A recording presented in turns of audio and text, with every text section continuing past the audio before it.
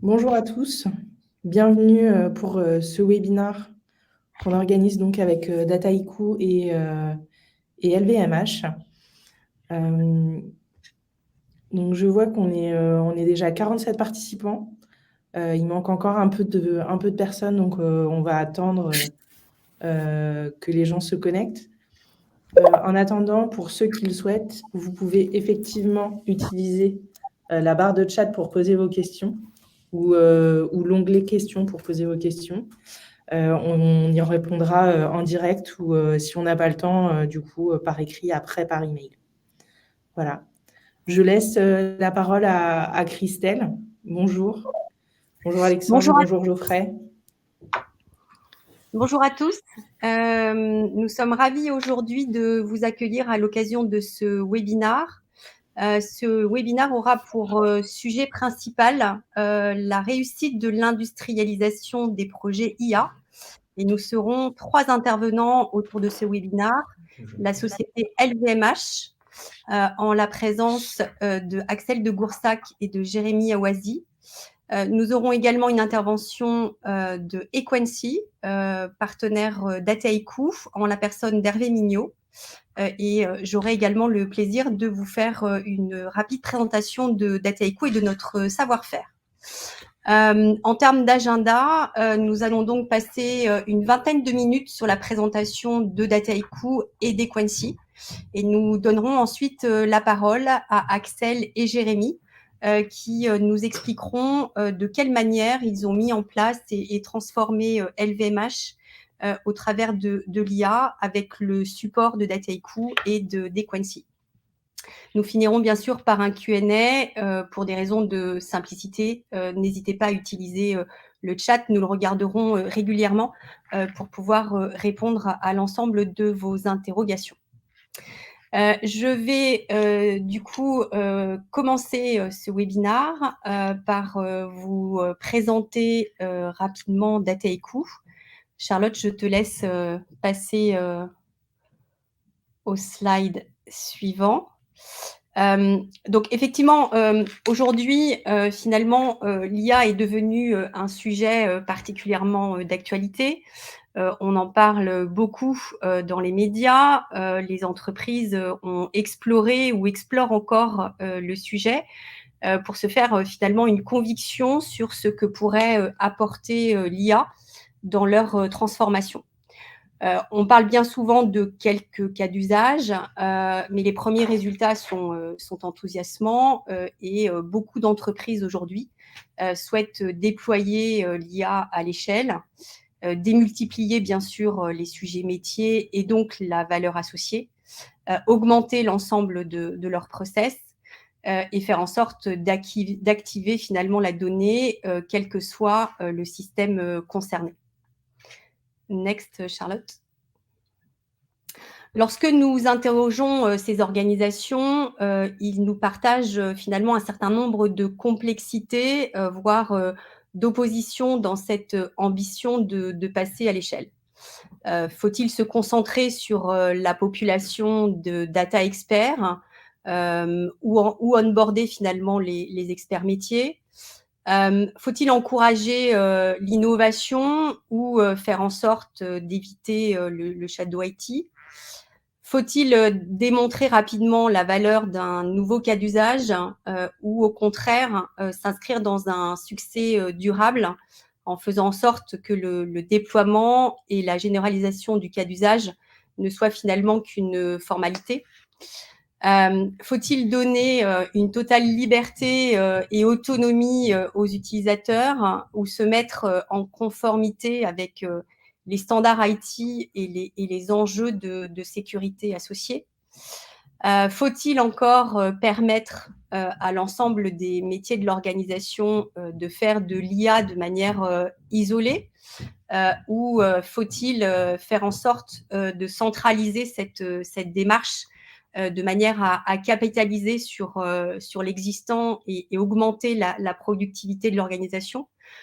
Tout ça sont définitivement des sujets qui amènent à ces organisations de nombreux challenges. Next, Charlotte. La réponse de Dataiku sur ces enjeux de systématisation de l'IA va se faire au travers d'une plateforme unifiée qui est basée sur 3 grands piliers. Un premier pilier qui est finalement la capacité à accueillir absolument tous les profils touchés par la donnée, que ce soit des profils très experts tels que les data scientists, que ce soit des profils plutôt métiers, que ce soit des personnes de l'IT ou encore des consommateurs qui auront besoin d'insights au quotidien pour mener à bien leur mission. Chacun de ces interlocuteurs va disposer finalement d'une interface adaptée à son rôle, à son implication et à ses compétences, puisqu'il y aura bien sûr des interfaces pure coding, il y aura des interfaces de monitoring, il y aura des interfaces visuelles ou encore la capacité de générer des dashboards ou des applications pour les non-experts que je citais tout à l'heure.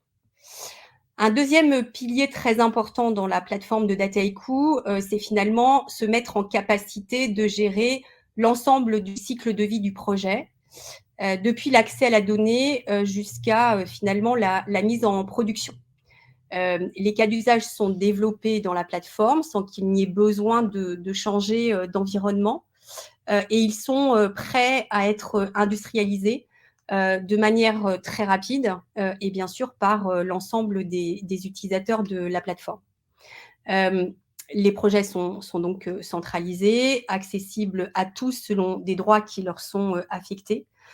Et on pourra, de manière particulièrement transparente, accéder au projet, voire même réutiliser, dans certains cas, des parties de projet. Le but ultime étant bien sûr d'augmenter la productivité des équipes et éviter de repartir from scratch à chacun des nouveaux cas d'usage. L'équipe LVMH pourra nous expliquer très en détail la façon dont ils ont pu gérer ce sujet. Et puis bien sûr, des problématiques de MLOps que Hervé nous détaillera et de gouvernance sont adressées au travers de la plateforme. Un dernier pilier, c'est effectivement la capacité à s'intégrer dans votre écosystème technique, faire en sorte finalement que vous soyez dans un contexte cloud ou que vous soyez encore dans un contexte legacy on-prem. Le fait d'accéder à vos données et le fait de mettre en production ces projets ne soit pas un frein. Et enfin, tout est bien sûr documenté et traçable, ce qui permet d'avoir une vue très détaillée de l'usage de la donnée et donc apporter et répondre à des enjeux de réglementation que nous voyons de plus en plus nombreux. Next. Nous pouvons ainsi systématiser l'IA en adressant l'ensemble des enjeux de nos clients et non pas en nous concentrant sur un seul aspect de l'IA qui pourrait être la data prep, l'AutoML, la stratégie cloud, etc. Nos clients peuvent ainsi adresser l'ensemble de leurs besoins métiers, que ce soit des sujets marketing, des sujets fraude, des sujets RH. Ils peuvent accélérer la phase de mise en production et la faire passer de plusieurs mois à finalement quelques jours et apporter bien entendu la gouvernance qui est importante lorsqu'on démultiplie les cas d'usage IA au sein de l'organisation. Pour finir, quelques mots sur l'entreprise Dataiku. Donc Dataiku est une société d'origine française qui compte aujourd'hui un peu plus de 1000 employés.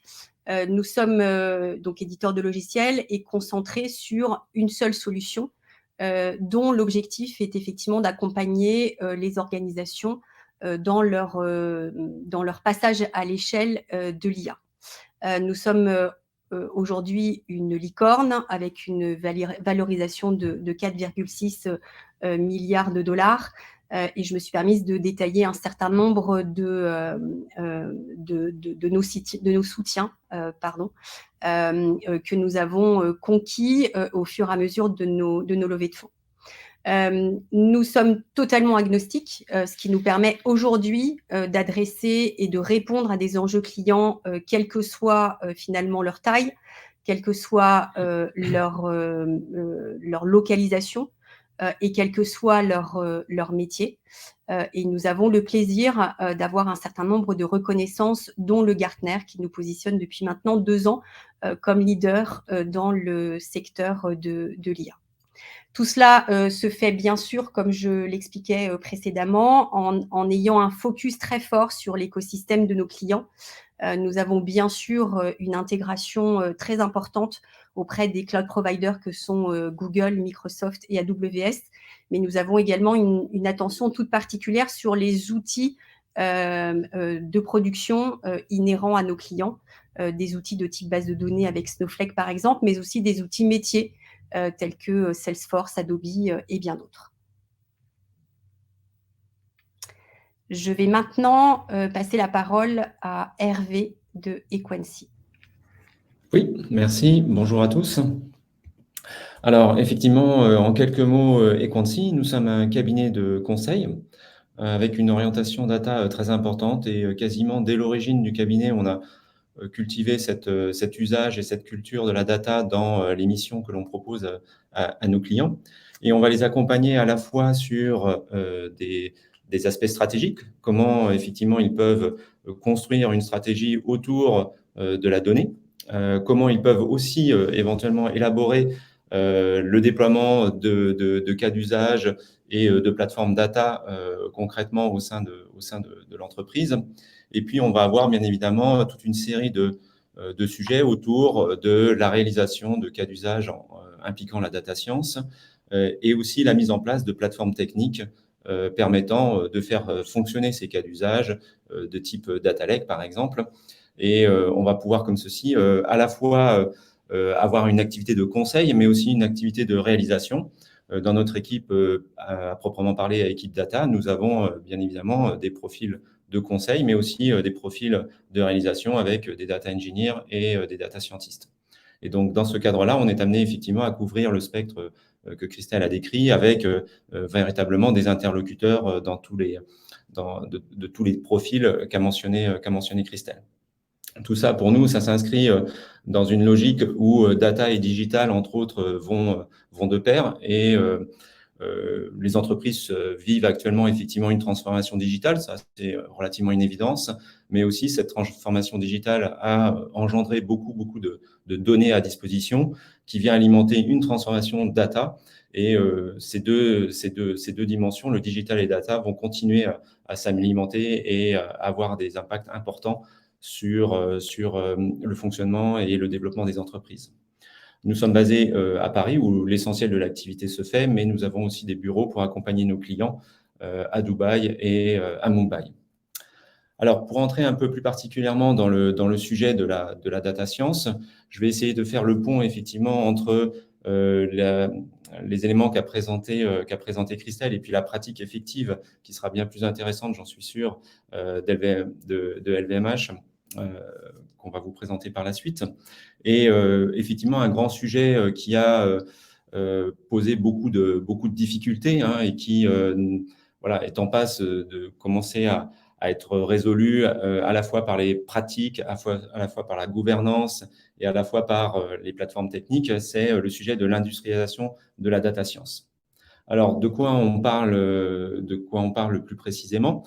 On a cette notion cette représentation un peu de ce qu'est classiquement un cas d'usage, un projet de data science, ici avec très souvent en amont des phases de réflexion autour de quels sont les usages de la donnée pour résoudre tel ou tel problème business. Donc, il y a une phase qui est relativement, des fois, peu formalisée, où on va avoir une phase effectivement de réflexion et d'exploration peut-être autour de ce qui est important et de ce qu'on pourrait faire en termes de cas d'usage de data science. Éventuellement, on va avoir plusieurs projets qui vont apparaître à ce sujet-là et on va être à les prioriser en se disant c'est là peut-être qu'il y a la plus grande valeur à gagner.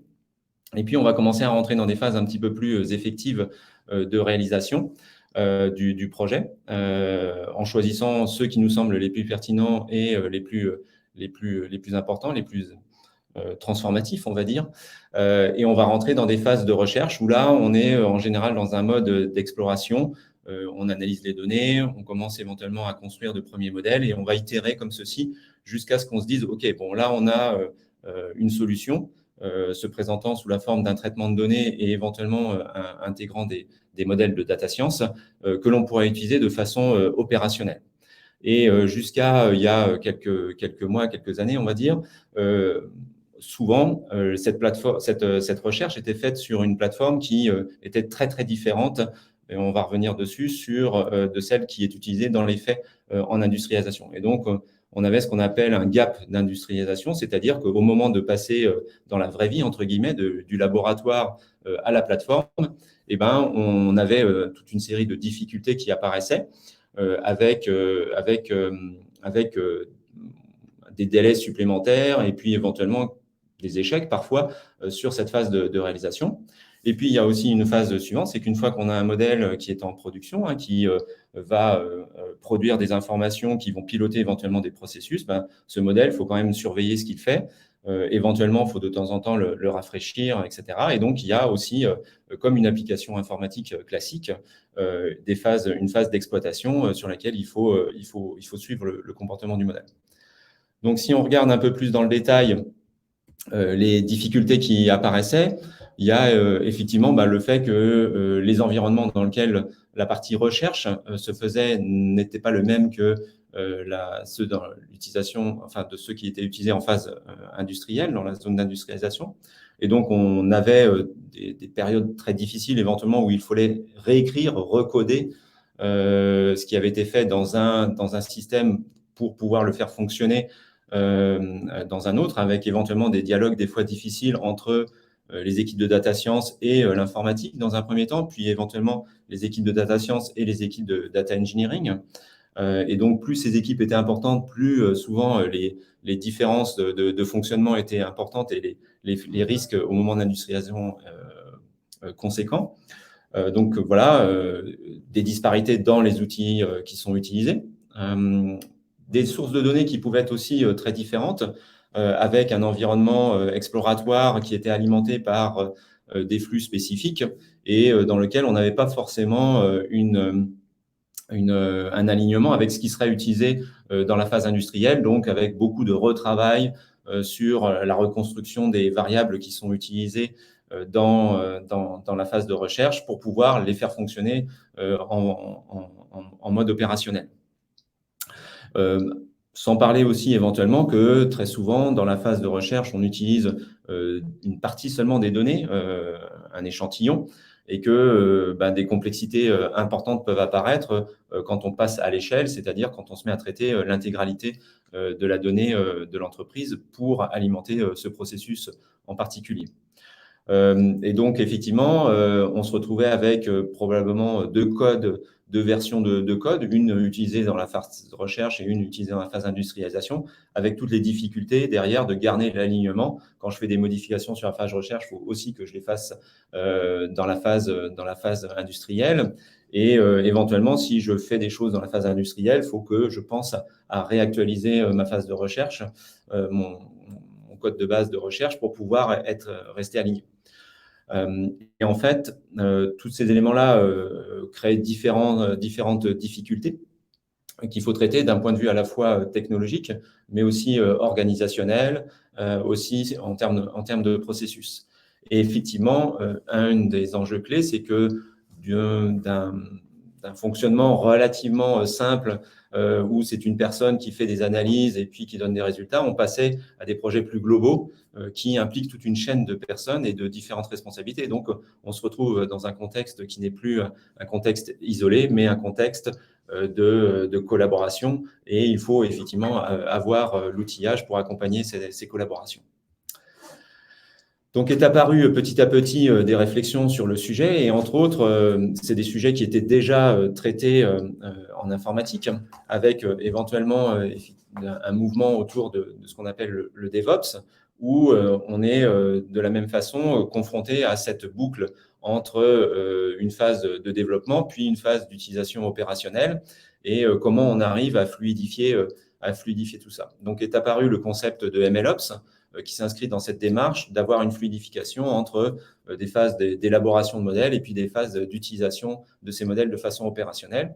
Et donc, c'est l'application un petit peu des grands principes du DevOps au domaine de la data science, de manière à pouvoir être capable de déployer régulièrement des modèles sans qu'à chaque fois ce soit très difficile et compliqué et qu'il faille effectivement prévoir du temps pour le faire.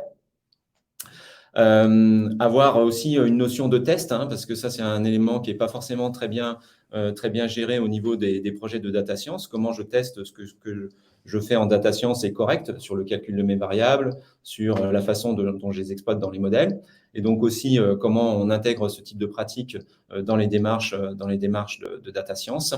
Et puis, avoir des environnements dans lesquels la phase d'exploration et la phase d'industrialisation sont les mêmes, de manière à limiter tous les problèmes qui peuvent se produire quand on passe d'un environnement à l'autre, et de manière à avoir des boucles de rétroaction les plus courtes possibles et les plus efficaces possibles, avec un suivi opérationnel, encore plus dans le cas d'un modèle où il est exposé non seulement effectivement au fonctionnement normal d'une application informatique, mais aussi les données les données qu'il consomme pour faire ses prévisions, pour faire ses recommandations, pour faire son scoring, vont peut-être aussi se décaler dans le temps, drifter, et donc ces performances vont baisser et il faut éventuellement le surveiller de la même façon qu'une application informatique classique, mais là avec un zoom spécifique sur les caractéristiques du modèle. Et donc, le MLOps essaye de s'inspirer des concepts du DevOps avec de l'agilité, une chaîne d'outils complètement organisée et qui permettent de passer effectivement d'un environnement à l'autre, mettre et intensifier les pratiques de test, tout en ayant des éléments de supervision qui permettent de vérifier que tout fonctionne correctement. Donc, c'est tout ça que l'on voit se mettre en place actuellement autour des plateformes qui sont déployées dans les entreprises qui arrivent à être les plus agiles sur ce type de processus. Et donc, on se retrouve avec deux grandes roues qui tournent, qui reprennent un petit peu effectivement les deux grandes étapes qu'on évoquait précédemment. Une phase, alors en amont, une phase un petit peu stratégique où on peut être beaucoup plus souple et flexible en quelque sorte sur l'outillage que l'on utilise, parce qu'on est plutôt dans l'expérimentation, dans la recherche, dans le croisement. Mais là, il faut des outils très flexibles et très souples pour faire cette exploration de données. Puis une phase de construction et d'élaboration des modèles, la phase de recherche, où là, on va avoir effectivement des itérations successives pour améliorer les performances. Et puis, une fois qu'on a atteint un degré suffisant de qualité de modèle, on va rentrer dans une phase d'industrialisation, où là, on va déployer ce qui a été fait dans la phase de recherche. Alors, on essaye effectivement qu'à ce moment-là, le retravail soit le plus petit possible, mais ce n'est pas forcément tout le temps le cas de pouvoir simplement pousser ce qu'on a fait en phase de recherche et l'intégrer dans un processus opérationnel. Il peut y avoir tout un appareillage à faire autour de ce processus. Et là, on rentre dans la phase de déploiement où on va effectivement suivre la vie du modèle, l'activer, l'intégrer éventuellement à des canaux opérationnels pour qu'il soit effectivement au contact des opérations pour produire ces effets. On va devoir effectivement le surveiller dans le temps. Si c'est un modèle qui effectivement fait de la prévision, il peut être sujet à différentes sources de biais et de décalage, de drift. Et donc, à un certain moment, on va peut-être être amené à reconsidérer les performances des modèles, soit simplement en le réentraînant pour réactualiser ses coefficients, ses paramètres, on va dire, de manière à ce qu'il colle plus à l'état actuel de la data, ou est-ce qu'on va éventuellement décider qu'il nécessite d'être retravaillé de façon importante et repartir dans une boucle de recherche. Voilà un petit peu la vision à la fois un peu théorique, mais vers laquelle on essaye de tendre dans les processus. Et je vais laisser la parole maintenant à Axel pour pouvoir nous détailler un peu plus comment ça se passe de façon opérationnelle dans une équipe qui gère ce type de problématique. Merci Hervé. Donc bonjour à tous. Donc moi je suis Axel Le Goursac et avec mon collègue Jérémy, nous allons discuter aujourd'hui des moyens qu'on construit chez LVMH pour réussir l'industrialisation de nos projets IA. Donc l'industrialisation, on peut se dire, c'est juste une étape dans nos projets IA. Ouais, non, c'est encore là. une étape dans nos projets IA, mais en fait, je pense qu'on est tous convaincus ici que c'est une condition essentielle, d'une part, pour réussir une vraie transformation du business et pour obtenir justement l'impact business. Et on va voir aussi dans le pourquoi de ce webinaire. Donc, pourquoi est-ce qu'on n'est pas seulement juxtaposé avec Equanti et avec Dataiku, mais qu'on fait ça en partenariat. Donc, on peut passer au slide suivant et je vais d'abord commencer par vous présenter très brièvement, très succinctement le business du groupe, qui est donc LVMH leader mondial sur le secteur du luxe, mais avec des business très différents. Donc, on voit une division Fashion and Leather Goods, eh bien, avec des maisons comme Louis Vuitton, Dior Couture, Fendi, Céline, je fais la pub. Une division parfums et cosmétiques avec parfums Christian Dior, Guerlain, Benefit, etc. Une division montres et joaillerie avec Bulgari, Tag Heuer, Chaumet, mais aussi Tiffany qui nous a rejoint récemment. Une division vin et spiritueux avec plein de maisons de vin et de champagne et de cognac. Une division aussi distribution sélective avec Sephora ou DFS, qui a la Samaritaine, qui est nouvellement installée à Paris. Et puis une division Other, avec cette belle image du Cipriani Hotel chez Belmont. Donc, vous voyez des business très variés. Donc, on ne s'ennuie pas chez LVMH. Et maintenant qu'on a dit ça, c'est comment on fait pour accélérer l'utilisation de l'IA pour toutes ces maisons. Donc, voilà. Je pense qu'on peut passer au slide suivant. Et effectivement, on a un certain nombre d'enjeux chez LVMH pour utiliser l'IA. Donc là, pareil, on peut passer au slide suivant, s'il vous plaît. Merci. Donc, à un certain niveau, je pense qu'ici, on est tous convaincus de l'importance d'utiliser la data et l'IA pour l'enrichir à destination du business, pour optimiser le business. Mais comment faire ? Est-ce que, par exemple, il faut adapter l'approche qu'on a pour construire de l'IA aux spécificités LVMH ? Donc, nous, on a pas mal réfléchi, ça fait déjà un certain temps qu'on s'est emparé de la question, et donc on a défini 3 piliers pour construire de l'IA. Premièrement, on veut, c'est l'essence un peu du luxe, se distancier des techniques de mass market. Donc, on pourrait dire qu'on a envie de construire une espèce d'IA subtile. Et le but, c'est que le client il retrouve l'expérience et la tradition des maisons qu'il peut avoir en boutique, mais sur les autres channels, les autres points de contact. Donc, notamment sur le site, mais pas que.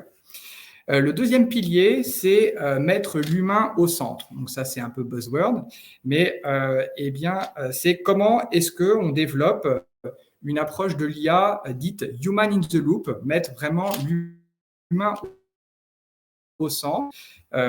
Donc, parce que la relation, c'est relié au premier pilier, la relation de luxe que va avoir le client, eh bien, c'est d'abord une relation centrée sur l'humain. Donc, c'est les conseillers clients qui vont approcher les clients, les conseiller, développer une relation sur le long terme. Et donc, comment est-ce qu'on met l'IA à disposition de cette relation humaine ? Et donc, ça implique, ça c'est aussi un point de friction qu'on peut voir sur beaucoup de projets IA, c'est comment on onboard bien les utilisateurs business. Parce que vous voyez que si le principal point de contact de nos clients, ce sont des humains, il faut que si on met l'IA à leur disposition, s'ils ne sont pas onboardés, ça ne va pas bien se passer. Donc, et voilà. Et le troisième point qui est aussi très, très important, c'est donc l'importance de la data privacy et de l'éthique sur l'intelligence artificielle. Donc pour nous, c'est complètement indispensable, un no-brainer. Nos clients de luxe, ils doivent se sentir en confiance et on préfère s'interdire d'utiliser certaines datas qui seraient un peu non consenties ou borderline pour garder l'intimité de l'expérience de nos clients. Donc ça, c'est un peu les 3 piliers qui constituent notre philosophie de l'IA. Voilà, je pense qu'on peut passer. Et donc, on voit que c'est une IA un petit peu spécifique. Tous les modèles ne vont pas forcément être adaptés. Et donc, comment est-ce que maintenant on la développe et comment est-ce qu'on l'industrialise ?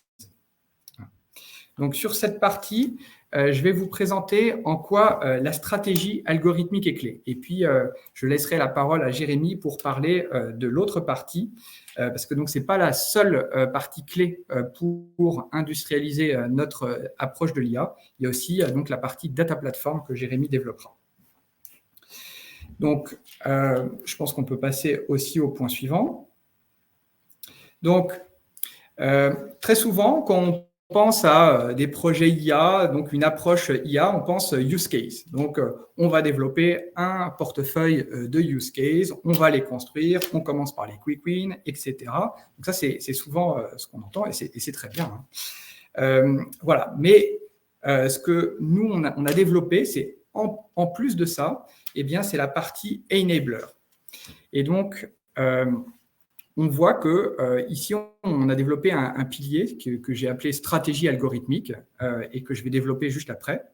Et c'est cette partie stratégie algorithmique qui va, je dirais, supporter les différents business cases qu'on va développer et les accélérer et, je dirais, faciliter aussi leur industrialisation et leur adoption par le business. Donc, voilà, tout ça, c'est des choses effectivement très importantes.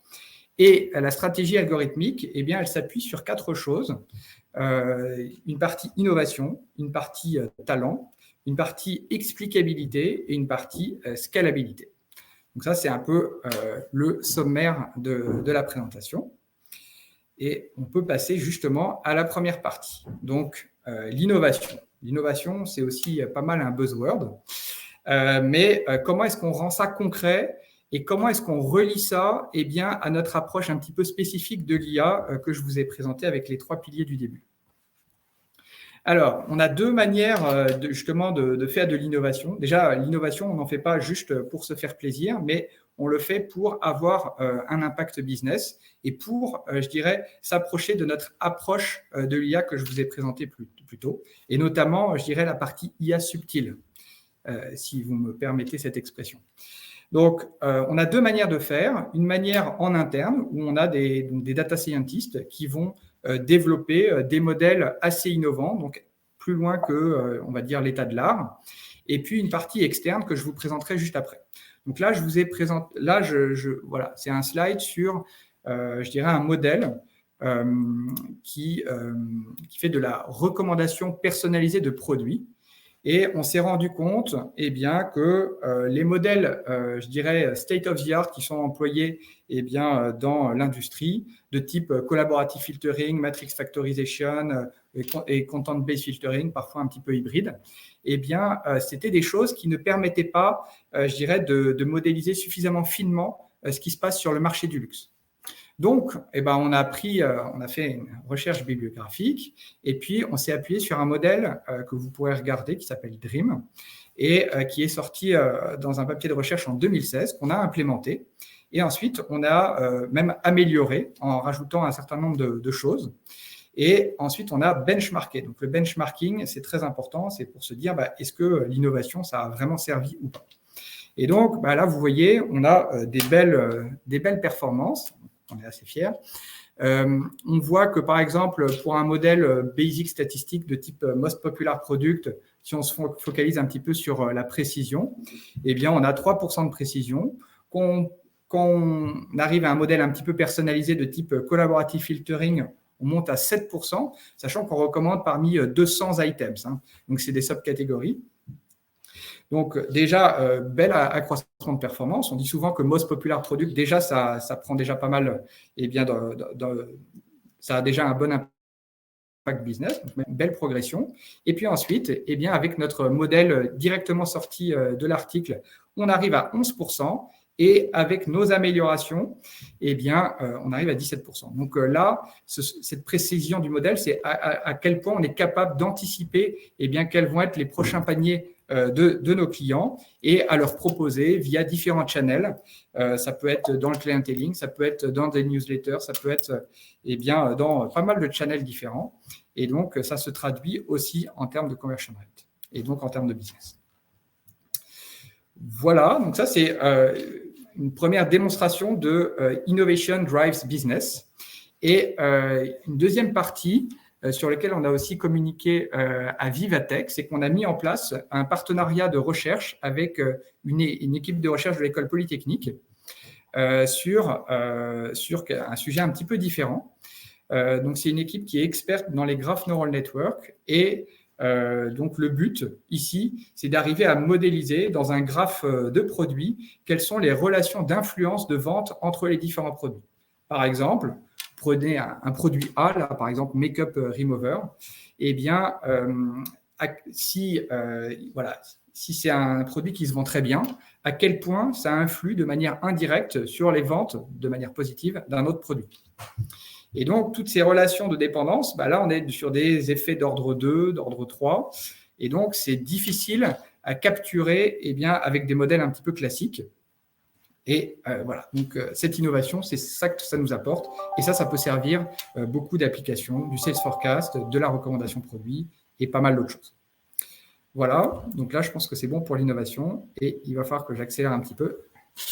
Alors, la partie... donc, il y a un deuxième pilier, c'est la partie talent, les data scientists. Donc, comment les attirer et les retenir. Pour ça, on a une stratégie aussi pour les retenir et pour les attirer. Donc, premièrement, on a fait des constats. Qu'est-ce qu'aiment les data scientists? Ils aiment les challenges, notamment scientifiques. Donc là, hop, c'est relié à la première partie, à l'innovation. Deuxièmement, ce qu'aiment beaucoup vraiment les data scientists, quand ils travaillent, c'est de voir l'impact business que ça a.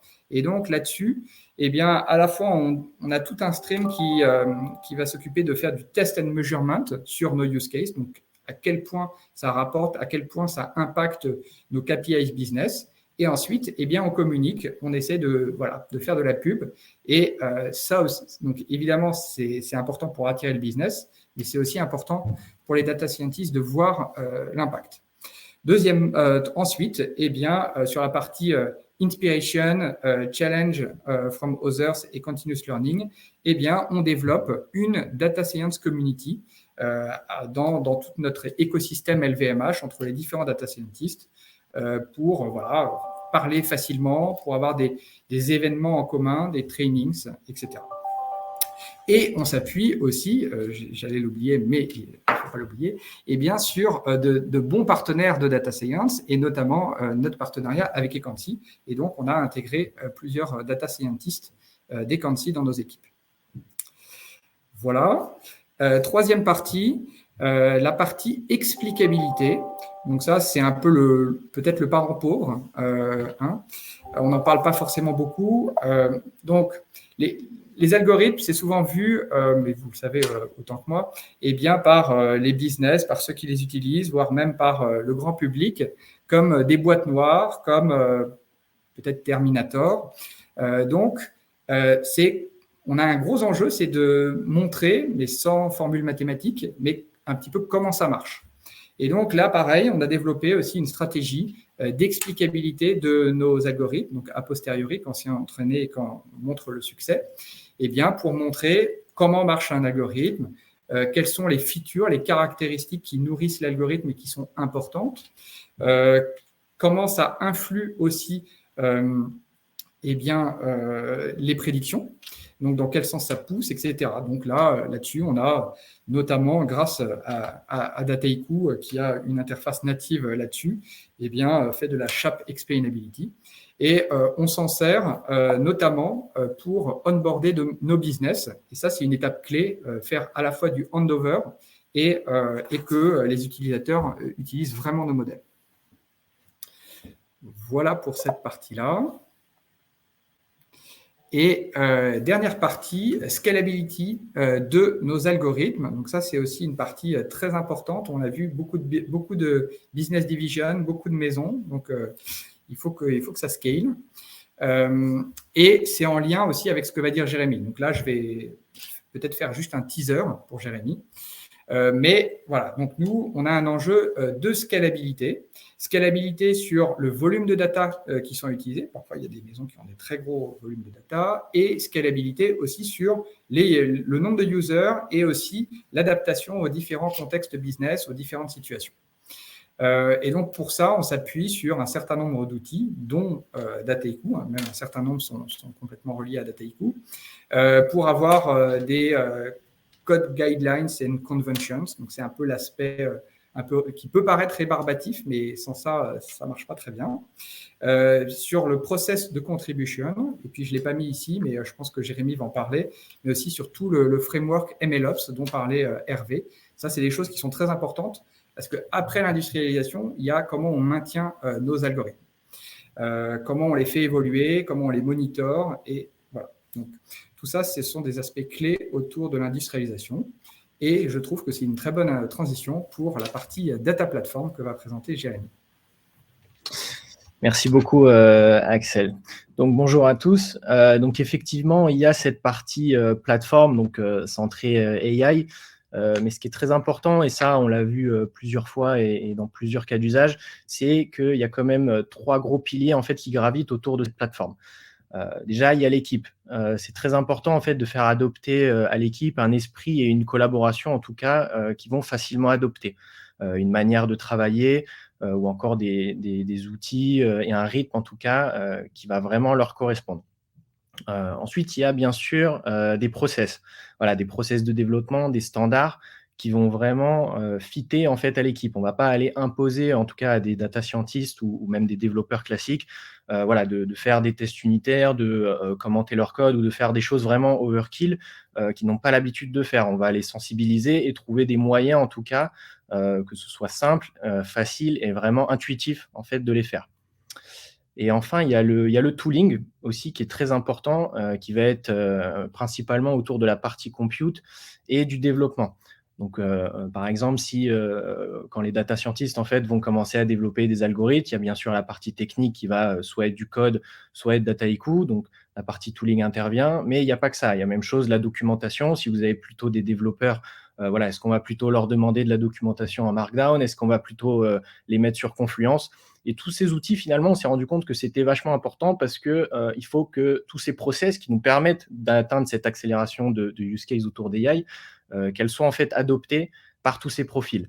Et enfin, ensuite, vous avez effectivement l'AI platform qui va justement faire le lien de ces 3 étapes et qui va permettre en fait ces résultats. Donc, si je dois juste surligner un petit peu ce qu'il faut retenir, c'est que voilà, il ne faut pas choisir le meilleur framework de travail qu'on va potentiellement trouver dans des bouquins ou dans des grandes entreprises, mais il faut vraiment trouver celui qui fit à votre équipe. Nous, aujourd'hui, on fait beaucoup, par exemple, d'agilité. Voilà, on utilise beaucoup d'outils cloud, mais toutes ces choses-là sont vraiment adaptées à l'équipe et au profil qu'on recrute. Et enfin, un de nos objectifs vraiment premiers aujourd'hui, c'est de supprimer en fait la dépendance tech sur les projets pour que les développeurs, ou en tout cas les data scientists, soient autonomes sur le développement d'un projet end-to-end et se concentrent vraiment sur la valeur business et non plus sur « Ah oui, mais techniquement, cet algorithme va, par exemple, mal fonctionner ». Et pour ça, donc, on accentue en fait nos efforts sur 4 piliers. Si on peut changer de slide. Voilà, le premier est en fait, comme le disait Axel, la collaboration. Donc, il y a effectivement une grosse communauté de data scientists, mais aussi de data engineers. Et le but aujourd'hui qu'on essaye de faire, c'est de les faire travailler ensemble. On sait que les profils hybrides, c'est très compliqué aujourd'hui à trouver. Donc, on organise beaucoup en fait de sessions qui les font partager et qui leur permettent en fait de s'enrichir l'un l'autre.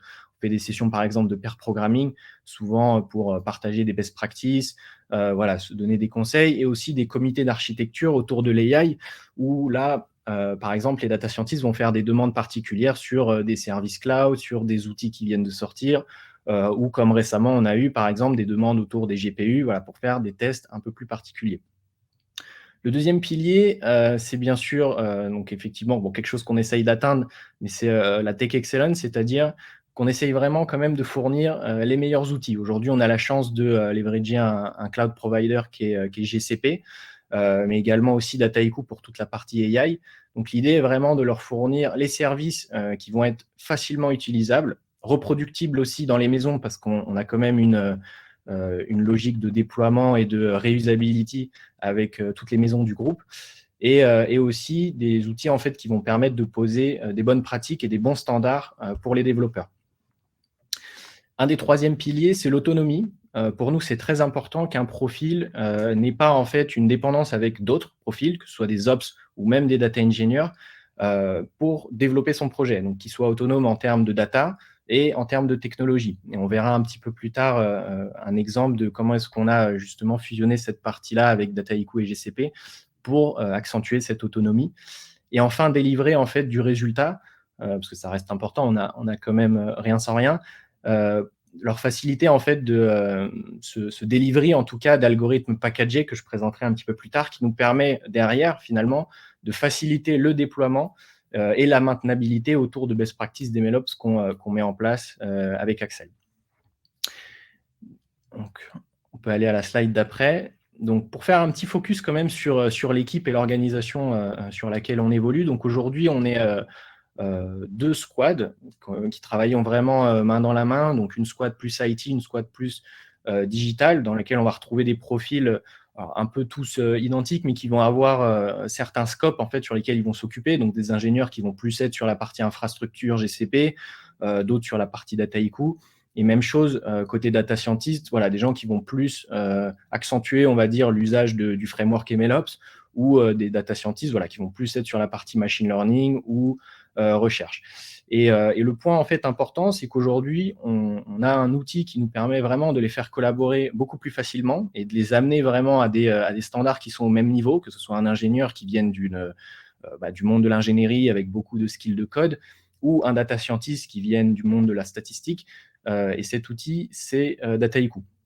Et grâce à cette plateforme, en fait, aujourd'hui, on a trouvé ce que disait un petit peu Axel autour de la stratégie algorithmique.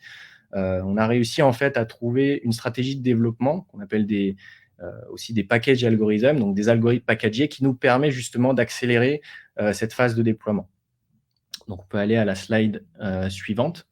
Donc, qu'est-ce que c'est qu'en fait ce qu'on appelle un package algorithme? Donc, un algorithme packagé, ça va être en fait un algorithme qui va bien sûr avoir en target un besoin business, qui va être développé par une squad de data engineers et de data scientists principalement. Et le but, ça va être de facilement adapter, en tout cas, cet algorithme aux besoins spécifiques de la maison. D'accord ? On ne veut pas fitter complètement un besoin pour toutes les maisons. Le but est vraiment de fournir 70% à peu près, on va dire, de l'effort autour de ce use case d'AI, et qu'ensuite, la maison et les data scientists fournissent la petite phase de customisation en fait pour vraiment fitter complètement le besoin. Donc, ces packages d'algorithmes, c'est par exemple, comme le disait Axel, des algorithmes de recommandation, des algorithmes de détection à fort potentiel pour des clients. Et la livraison, en fait, si on parle un peu plus concret, donc grâce aussi à GCP et à Dataiku, ça va se traduire par un flow Dataiku, déjà sur un premier point, une documentation qui va être business et technique, parce que c'est important que les data scientists puissent reprendre techniquement et comprendre toutes les features qui ont été développées par les data scientists, mais aussi business pour que les business puissent comprendre comment ils vont pouvoir interpréter les scores de l'algorithme, comment ils vont pouvoir les utiliser dans un cas d'usage. Et enfin, un code en général packagé sur GitHub, car c'est aussi cette élasticité que nous permet Dataiku, c'est de fournir, on va dire, du développement visuel, mais aussi du développement sous format code.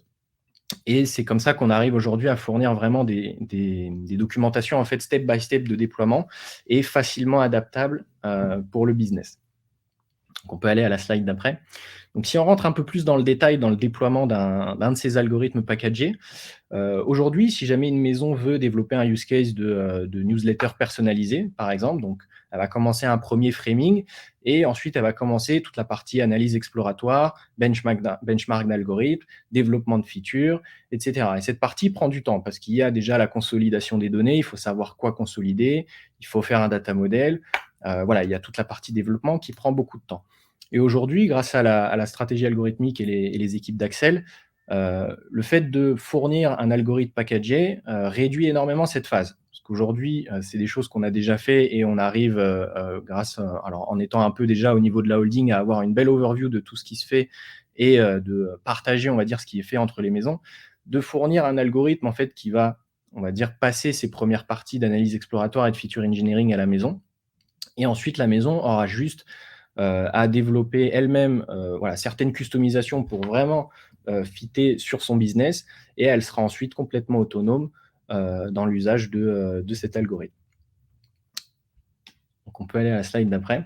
Donc, pour en revenir un peu sur un des points, très exemples de ce que je voulais parler, par exemple sur l'autonomie. Comment est-ce qu'on a laissé un peu d'autonomie, par exemple, sur la partie tech à nos data scientists? Donc, on a réussi en fait donc, on utilise bien sûr Dataiku, qui aujourd'hui est un outil sur la partie développement, sur la partie intelligence artificielle, mais on leverage quand même énormément de services cloud derrière. Comme le disait Christelle, ça nous permet d'avoir un outil qui reste assez agnostique de ce qui se passe derrière. Donc aujourd'hui, on a par exemple combiné Dataiku avec un outil qui est open source développé par Google qui s'appelle Kubernetes, qui permet en fait de fournir aux data scientists vraiment de la puissance de calcul on demand. Je pense que vous avez tous ce petit souci ou rencontré ce souci de data of memory ou de data scientists qui réclament énormément de puissance. Voilà, aujourd'hui, nous, ça a été un des premiers points qu'on a voulu régler grâce à Dataiku, donc sans augmenter la complexité de développement d'un data scientist, et grâce au cloud aussi, sans augmenter les coûts ou ce genre de choses. Donc, le but est bien sûr de rendre en fait l'AI platform complètement disponible avec du compute on demand et là-dessus, voilà, Axel, bouge-toi les oreilles, de tracer aussi tout le compute et le billing qui sont faits par nos data scientists, qu'on ne déduit pas de leur salaire, on vous promet. On peut aller à la slide d'après. Donc, pour un peu conclure sur la partie projet, aujourd'hui, qu'est-ce que ça nous a apporté sur un développement de projet end-to-end, le fait de travailler avec Dataiku et bien sûr notre cloud provider. Donc déjà, sur la partie développement de projet, on a réussi à pousser des best practices et des standards de développement. Dataiku venait avec toutes ces best practices et ces standards qu'on a dû bien sûr adapter, encore une fois, à l'équipe. Là où, voilà, quand vous codez ou ce genre de choses, qu'on vous dit faites des tests unitaires, il n'y a pas vraiment de framework ou de manière. Il y en a plein et c'est parfois compliqué de les choisir. Sur la partie collaboration, le fait quand même que la UI de Dataiku soit facilement, enfin, on peut prendre la main très facilement sur la UI, qu'on puisse versionner et qu'il y ait des parties voilà, low code sur l'interface. La partie déploiement, donc ça, c'est ce qui nous permet de facilement déployer aussi nos algos, c'est qu'aujourd'hui, Dataiku a été adopté par la plupart de nos maisons du groupe. Donc, exporter un projet ou déployer un algorithme sur un autre Dataiku aujourd'hui, c'est quelque chose qui est vachement facilité. La partie monitoring, donc si on revient un peu sur les sujets d'MLOps, aujourd'hui, la partie MLOps, c'est des features qu'il faut implémenter lorsqu'on développe des algorithmes, des projets de machine learning, et ça prend du temps. Et aujourd'hui, Dataiku intègre énormément de features d'MLOps directement dans l'outil, ce qui nous permet de nous concentrer sur des choses vraiment tricky ou des choses vraiment spécifiques qu'on aimerait développer. Mais en tout cas, on démarre avec un socle. Et ça, c'est très important. Et enfin, le handover, et ça, c'est aussi quelque chose de très important parce qu'aujourd'hui, on fait des handovers lorsqu'on déploie un algorithme qui a été packagé et développé par des data scientists dans une maison où il y a d'autres data scientists qui ont potentiellement d'autres formations. Et ça, c'est très important parce qu'ils n'ont pas forcément les mêmes compétences, les mêmes niveaux d'apprentissage. Et le fait de les mettre déjà devant un flow qui est complètement visuel avec du code et un petit peu de low code, donc des transformations visuelles, c'est un gain de temps énorme. Et c'est ce qui nous permet aujourd'hui de vraiment passer à plusieurs mois au départ de déploiement et mise en production d'un algorithme à vraiment quelques semaines. Donc, je vais laisser Axel conclure un peu sur les enablers sur la partie use case. Merci Jérémy. Donc, ça reprend un peu le même message que ce que tu disais, hein. Donc, c'était dans le développement et l'industrialisation d'IA, on pense souvent au use case, donc le développement d'algorithmes pour servir des business cases. Et ce que nous, on voit, c'est que, bon, ça, c'est la partie émergée de l'iceberg qui est très importante. Il faut qu'il y ait une partie émergée. Mais il y a tout ce qu'il y a en dessous. Donc, cette partie enabler, data platform et algorithmic strategy qu'il ne faut pas oublier. Et pour illustrer ce que tu disais sur la réduction du time to market, eh bien, sur un algorithme de high potential detection qui avait été sizé à 2 mois de développement par une maison, eh bien, on a pu le déployer avec analyse comprise sur les performances, etc., eh bien, en 5 jours de travail de data scientist. Donc, ça, c'est une success story pour un algorithme du groupe. Mais ça illustre bien ce que tu disais juste avant, Jérémy. Voilà. Je ne sais pas s'il y a d'autres slides pour d'autres personnes. Voilà. Donc, questions. Don't hesitate.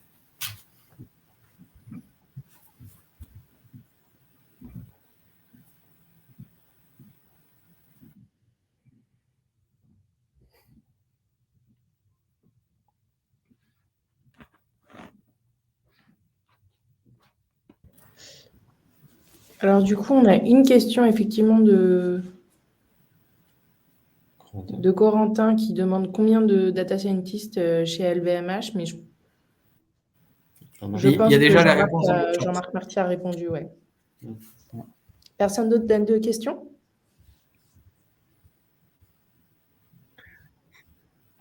Ça veut dire qu'on a été très clair. Très bien. Il faut laisser le temps un petit peu aux gens de taper éventuellement aussi. Bon. Très bien.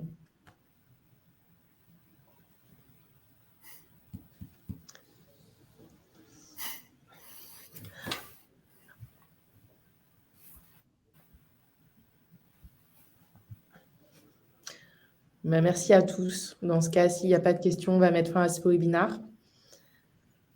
Très bonne soirée. N'hésitez pas à nous recontacter par email si vous avez des questions. Merci beaucoup. Merci beaucoup. Au Très revoir. bonne fin de journée. Au revoir. Au revoir.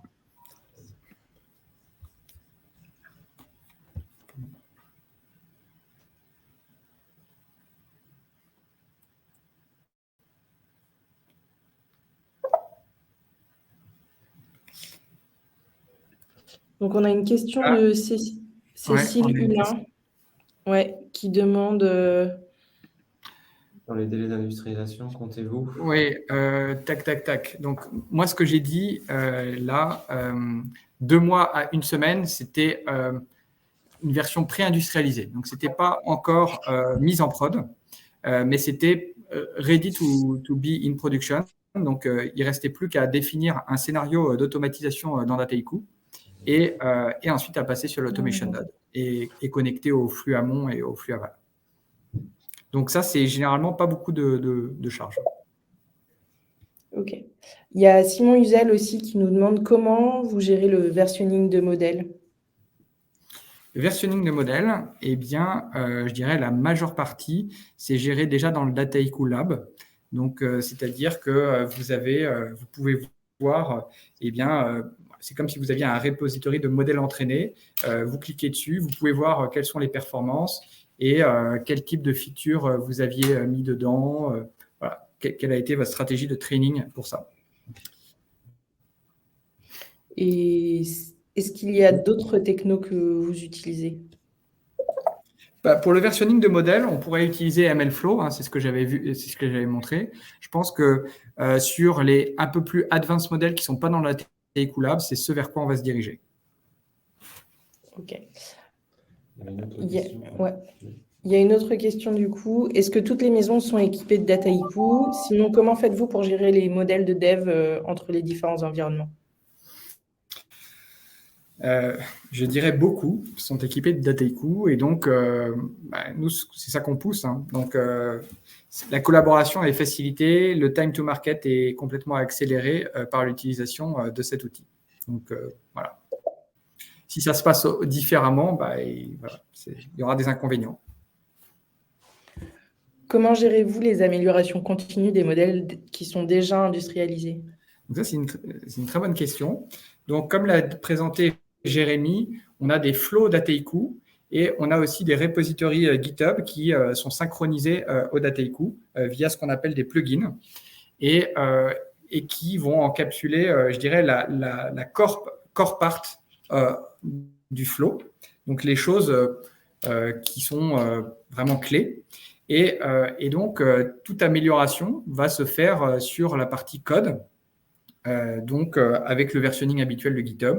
Donc, on change de branche, on va faire des pull requests et ça va être mis aussi automatiquement à jour. En tout cas, une notification va être mise dans les différents Dataiku quand il y a cette mise à jour. Et du coup, dernière question, on va prendre une dernière question de Cécile. Combien de cas d'usage sont motorisés aujourd'hui par l'IA et sont en production? Alors, je ne vais pas forcément répondre à la question. Donc, je vais peut-être biaiser un tout petit peu et refocaliser la question sur quelle partie de la chaîne de valeur on explore. Sur la partie, donc on a des use cases qui sont focalisés sur la partie sales et marketing et avec différents channels. Donc, les channels, le clienteling, l'email, le média et l'on-site. Mais on se positionne maintenant aussi de plus en plus sur les autres parties de la chaîne de valeur, comme la partie supply chain and operation, la partie production. Ok. Simon Huzel a juste une question de follow-up et demande si c'est plus… Voilà, donc ça, c'est c'est au cœur de la stratégie qu'on utilise pour développer des modèles qui sont reusable. C'est que la partie core, on l'a fait en code, et la partie custom, donc qui va être adaptée par les maisons, échangée, eh bien, on utilise par exemple des récipes visuels. Ok, bon, bah, merci beaucoup. C'était un très bel événement. Et du coup, si vous avez d'autres questions, n'hésitez pas à nous envoyer des emails. Très bonne journée, enfin très bonne soirée maintenant. Au revoir. Au revoir.